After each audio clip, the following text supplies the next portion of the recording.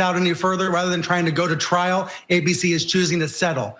I don't say this often, but Brian Stelter is correct. Now, ABC News has agreed to pay $15 million toward President-elect Donald Trump's presidential library in order to settle a defamation lawsuit that Trump himself filed against the news organization. Ana Kasparian gives her thoughts on the recent ABC settlement with Donald Trump. Let's see what she has to say.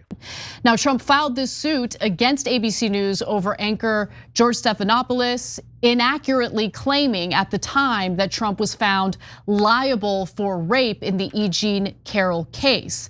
Now, he had actually been found civilly liable for sexual abuse, not rape, and there is a distinction here. I'll get to that distinction in just a moment, but first, here is the segment that spurred the lawsuit.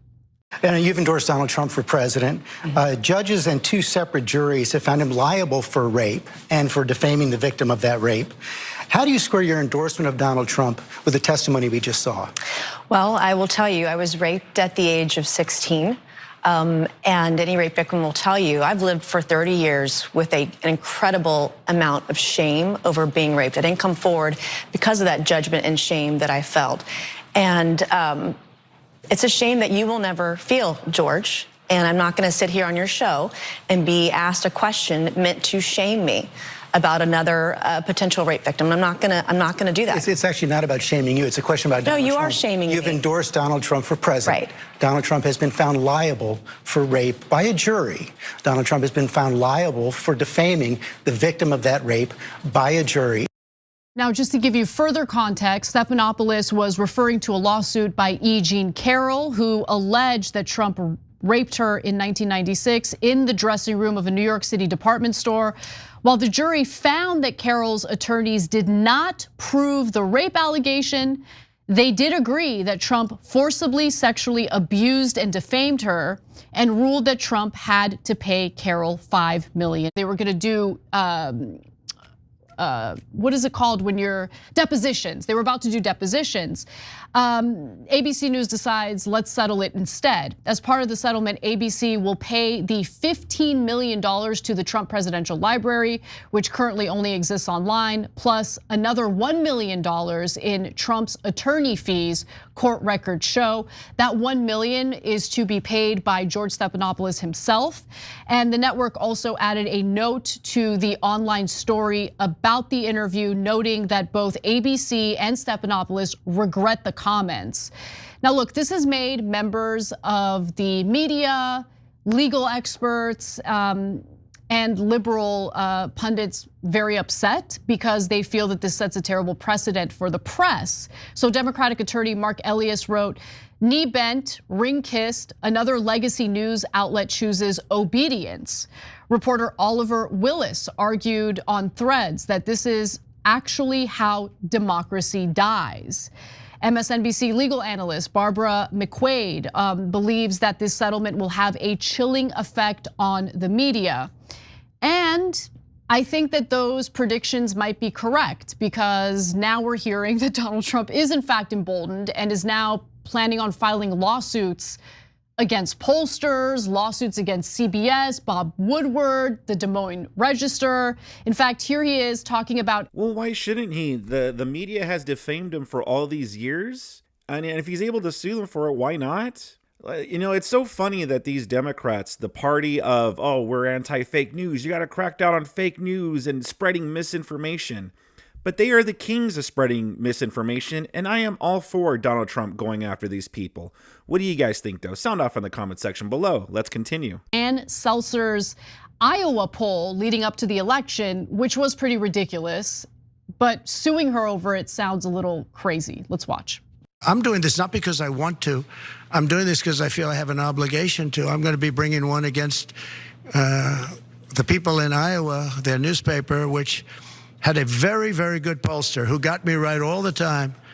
And then just before the election, she said I was going to lose by 3 or 4 points, and it became the biggest story all over the world.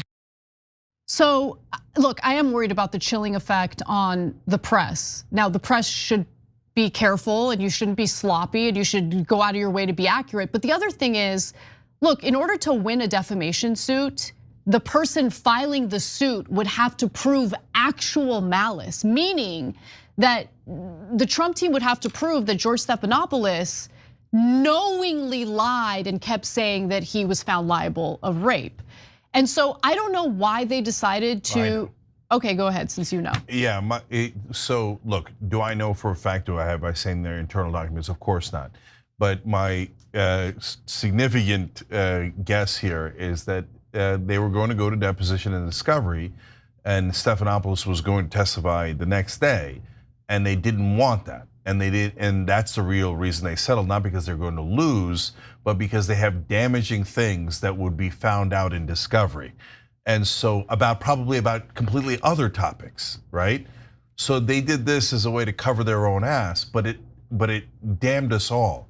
And I'm going to explain why it damned us all. But first of all, on how easy it would have been to win the case. So let me read to you something from CNN.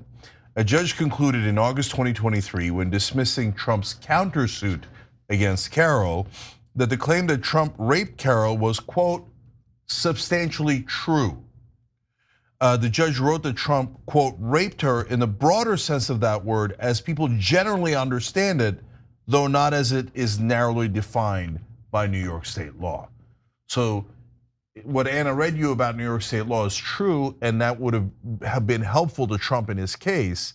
But the judge in the other case, again, about the same issue of Carroll, when Trump countersued, said, yes, brother, but that's what people normally call rape. It's just that New York has this weird law where they don't call it rape. So you're gonna try to win this countersuit against Carroll defaming you based on this technicality in New York law, and it's never gonna fly. I dismiss your case. So I have a counter to the point that you're making, because typically with these types of defamation suits, especially if the individual filing the suit is a public figure like Donald Trump is, the judge tosses it out. Yeah.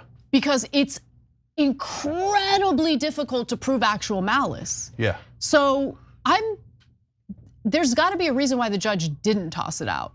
No. And decided to. Cenk here once again, the dunderhead over here with this whole, well, New York has this weird, I don't know what this weird definition of grape is that's different than what we understand it to be. So I don't know what Cenk's talking about. I mean, there's only one clear case of, grape is grape. And I'm sorry I have to use that word. People get upset at me, but I do it for YouTube, okay? I don't want to, but it's for YouTube. Grape is grape. I don't know what weird definition New York has. But with the whole E. Jean Carroll thing, they changed the statute of limitations just so she could bring it to court. She's not exactly the most credible woman. It's not like there is a clear pattern of this happening with Donald Trump. It's not like there's a ton of other women that have come out and spoken out against it. It's not a Bill Cosby situation. So listen, was I there? No, but it's highly possible.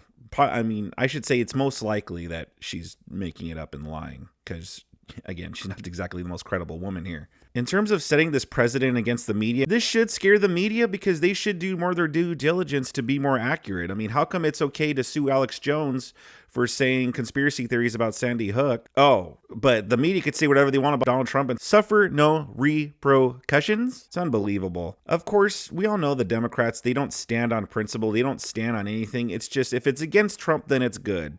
If it's against us, then it's bad and it's a danger to democracy. And this is just another proof. Don't listen to it. Don't listen to their lies and propaganda, because we all know it's BS. What do you guys think about that? Sound off in the comment section below. Subscribe to my channel if you enjoy content like this. And if you do enjoy content like this, I got more goodies for you on the screen to click away and enjoy.